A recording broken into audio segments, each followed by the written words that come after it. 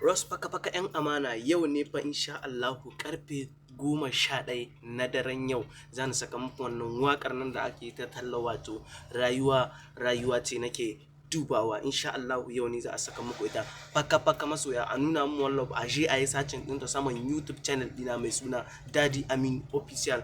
One Love masoya yau ne insha Allah za ta fito muku faka masoya a je a nuna mun One Love a je a yi sharing a yi liking a yi comment kuma ku faɗa mu ra'ayinku insha Allah. Ina godiya masoya gaba ɗaya na faɗin duniya gabaki ɗaya. I love you masoya ina yin ku yau ne da Allah masoya a je faka a yi sharing a yi liking kuma ku yi comment ku faɗa mu ra'ayinku. Rayuwa yau ne za ta fitowa karfe 11 na daren insha Allah.